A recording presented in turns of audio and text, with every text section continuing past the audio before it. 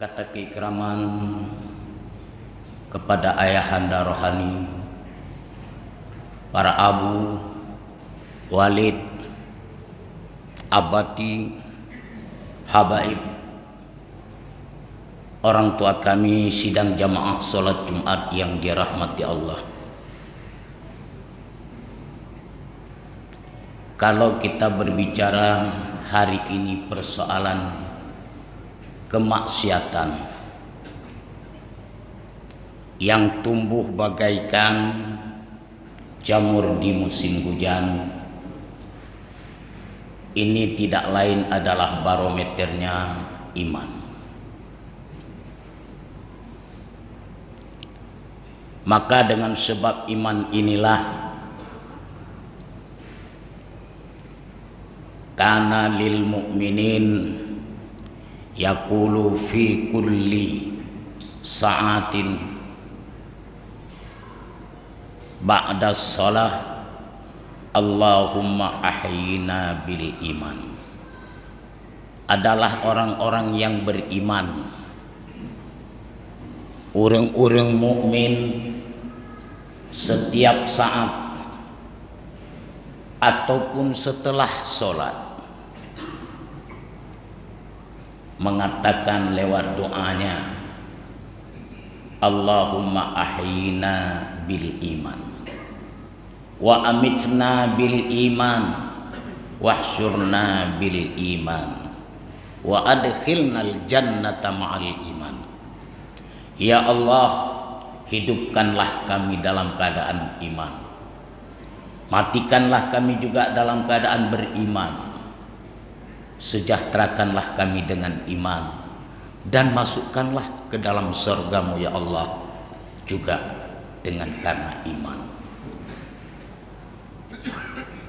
Kalau kita definisi makna iman ini dalam Al-Quran surat Al-Anfal, Allah mengatakan Bismillahirrahmanirrahim, innamal mu'minuna alladzina idza dzukirallah wajilat qulubuhum.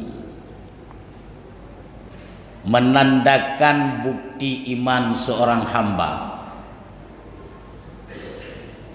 apabila disebut nama Allah,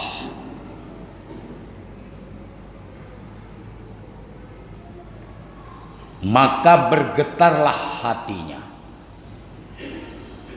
Ini menandakan orang-orang yang beriman. Wa idza tuliyat alaihim ayatuhu zadatuhum imana. Kalau dibaca ayat-ayat Allah yaitu Al-Quran,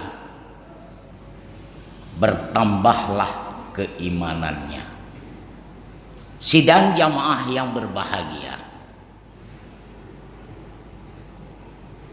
kalau kita kembali dalam persoalan manusia, ini adalah spirit, semangat yang diberikan oleh Al-Quran kepada hamba-hamba ini.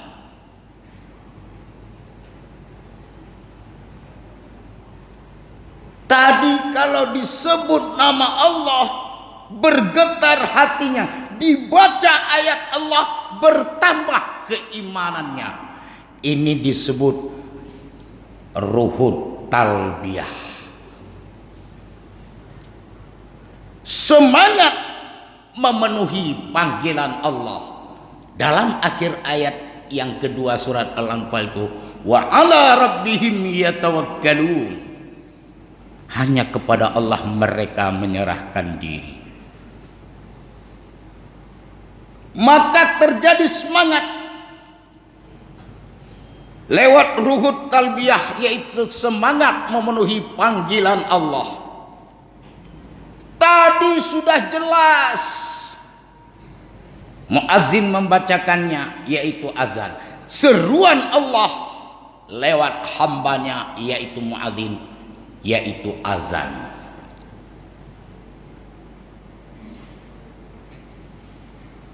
Itu adalah ruhut talbiyah lewat hambanya.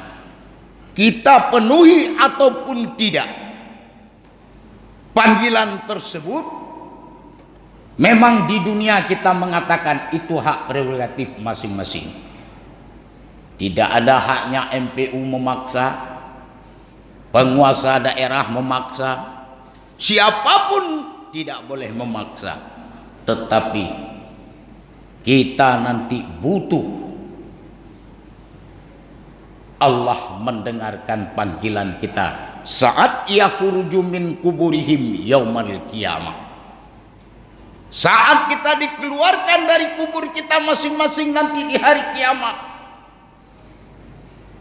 kita akan menyeru, memohon perlindungan kepada Allah. Tetapi saat Allah menyeru panggilannya lewat muadzin, kita tidak memenuhi. Wajar Allah tidak memenuhi dan tidak mendengar panggilan kita nanti saat yaumil kiamah. Walaupun idenya ini boleh campur-campur khutbah, karena ada seruan wali kota hari Jumat berbahasa Aceh. Tapi karena kita majmuk, namanya saja Masjid Jami, berhimpun segala elemen ataupun etnis daripada kehidupan berbangsa kita. Hari di mana kita harus tahu bahwasanya memenuhi panggilan muadzin tidak ada paksaan, tetapi kita akan menginginkan Allah mendengar panggilan kita di yaumil qiyamah. Inilah yang diabaikan oleh Allah nanti di yaumil qiyamah. Inilah semangat spirit ruhut talbiyah lewat hambanya Allah, yaitu muadzin. Hana taja, hana topoh udahnya. Hana topaksa, siapapun tidak bisa memaksanya. Tetapi ingat, itu adalah panggilan Allah, dan kita membutuhkan pendengaran nanti. Di saat kita berada di yaumil qiyamah, Allah mendengar kita. Yang kedua, ruhut talbiyah lewat hambanya, yaitu para nabi dan rasul. Kita akui kita adalah umatnya Rasulullah, umatnya Nabi Muhammad, dan hebatnya kita umat Muhammad ini adalah orang-orang yang dikategorikan oleh Allah, wa qala Allahu inni ma'akum. Allah menyatakan dalam Al-Quran, inni ma'akum, aku berserta kamu. Siapa mereka? La'in aqamtumus shalah, yaitu orang yang selalu menegakkan sholat. Wa ataitumuz zakah, orang yang menunaikan zakat. Wa amantum birusuli, dan orang-orang yang beriman kepada Rasulku. Inilah kita umat Muhammad, beriman kepada Rasul yang banyaknya 124.000, diangkat menjadi Rasul 313 orang. Wajib kita kenal hanya 25 orang. Inilah umat yang terbaik. Kita akui dan kita imani semenjak Nabi Adam sampai Nabi yang terakhir, yaitu sudah Nabi kita namanya Muhammad sallallahu. Kita memang umat Rasulullah. Tetapi apa ucapan Rasulullah dalam kitab Iyanatut Talibin juzuk yang ketiga halaman 663, Rasulullah mengatakan dalam satu hadis, man ahabba sunnati faqad ahabbani wa man ahabbani kana ma'i fil jannah. Siapa-siapa yang cinta kepada sunnahku, kata Rasulullah, orang itu telah mencintai aku. Wa man ahabbani, dan siapa yang cinta kepadaku, kana ma'i fil jannah, orang itu bersamaku nanti di dalam surga. Artinya semua gerak-geri ucapan yang dilakukan oleh Rasulullah itu adalah sunnah. Hari ini kita bertanya, sampai di mana kita mampu mengikuti sunnah Rasulullah. Lon akui musaboh bahai tatingku, maksudnya 100% nggak sanggup. Contoh apa ucapan Rasulullah? Al-kalimatut thayyibah sadaqatun. Tutur kata yang baik itu adalah sedekahmu. Kalau kita berbicara yang baik, tidak mengunjing orang lain, itu sedekah. Rasulullah tidak pernah menggunjing orang. Itanya tiga sapona tatumung tenak kok. Yakin kita enggak ada yang mampu melakukan apa yang dilakukan oleh Rasulullah. Rasulullah tidak pernah membenci orang, tidak pernah menggunjing orang, dan tidak pernah memaki orang. Itanya insyaallah nyona piuh pibarota menyona.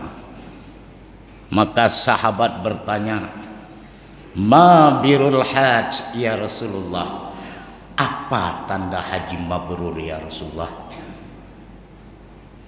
Fi bul kalam wa it'amit ta'am. Rasulullah menjawab, setiap dia berbicara menyenangkan orang lain. Tanda haji mabrur, tak pegah haba senang hati gop. Wa it'amut ta'am, dan suka memberikan makan orang lain. Artinya Rasulullah memang bermoto yang menyumbang sedekah paling hebat. Saat di kota Madinah menjelang beliau hendak wafat, setiap hari beliau menyuap orang Yahudi. Seorang orang tua Yahudi di sudut kota Mekah.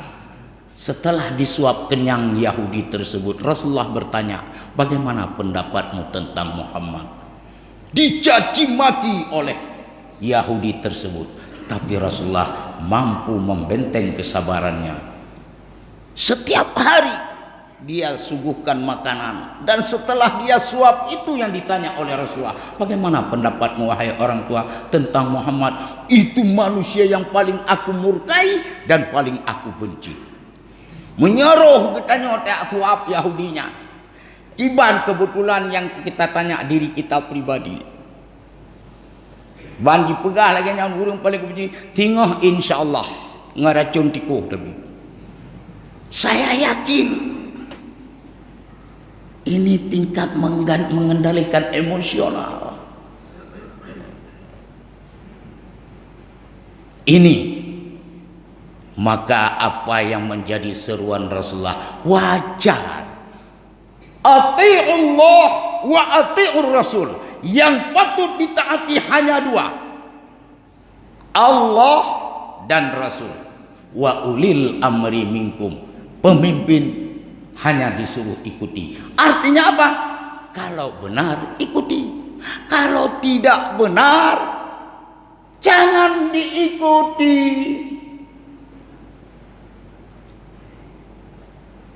Ini yang perlu kita definisikan maknanya. Kalau Allah berjanji benar, ya ayuhan nas, inna wa'dallahi haq, fala taghurrannakumul hayatud dunya wa la yaghurrannakum billahil gharur. Allah kalau berjanji benar, kalau kita tanya, lu tak menjanji, sabi-sabi mengingkari janji. Jangankan dengan manusia, dengan Allah kita ingkar janji. Wa idh akhadha rabbuka min bani Adam min zuhurihim dzurriyyatahum wa fa ashhadahum ala anfusihim alastu bi rabbikum qalu bala syahidna. Waktu kita diciptakan oleh Allah di alam zar. Wa idh akhadha rabbuka min bani Adam, manakala Allah kami mengambil perjanjian daripada anak cucu Adam, min zuhurihim dan keturunannya, fa ashhadahum, saat itu Allah mengambil kesaksian, alastu bi rabbikum, bukankah aku ini Tuhan kamu? Qalu bala syahidna, kita serentak menjawab saat itu. Qalu bala, benar, syahidna, kami bersaksi. Apa yang kita bersaksi? Anta Rabbi, engkau adalah Tuhan kami. Cuman uronyo ehna seruan adzan, kita ingkar. Yang kejuk bean ngan manusia ngan Allah kita ingkar. Maka ini adalah ruhud talbiyah lewat muadzin dan ruhud talbiyah lewat Rasulullah. Yang ketiga, ruhud talbiyah lewat makhluk Allah, yaitu malaikat. Malaikat maut. Teman seruan Rasulullah mau kita kerjakan ataupun tidak, itu hak kita.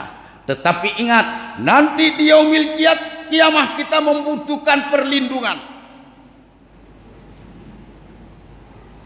Tidak ada lain yang kita harapkan, yaitu syafaatnya Rasulullah. Kita memohon kepada Nabiullah Adam, tidak ada kemampuan. Nabi Idris tidak ada kemampuan. Semua Nabi menolak. Datanglah kepada Muhammad. Saat itu kita sedang linglung di yaumil kiamah. Apa kata Rasulullah?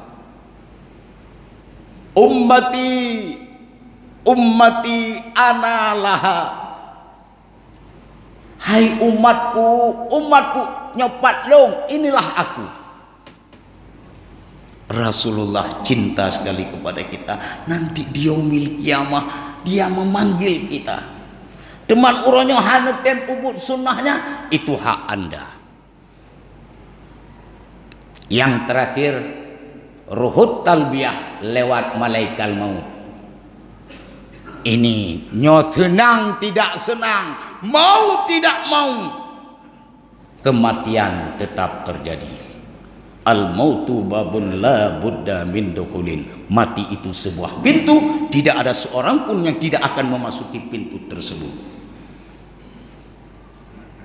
Be'an kitanya, ibunda Nabiullah Isa alaihi salam saat berada di dalam gua di kaki Libanon, di mana Nabiullah Isa alaihi salam mencari makanan untuk berbuka. Saat itu Maryam sedang berdiri untuk sholat. Malaikat maut datang. Apa yang diucapkan oleh Maryam? Siapa Anda? Aku malaikat maut. Ada apa? Perintah Allah, ini hari aku disuruh mencabut nyawamu.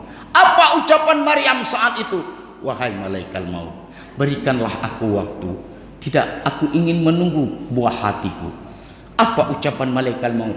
Maryam, mohon maaf, soal tunggu menunggu bukan urusanku. Dengan Maryam, manusia paling dimuliakan oleh Allah, lagian dijawab di malik maut, menyokitanya urusan.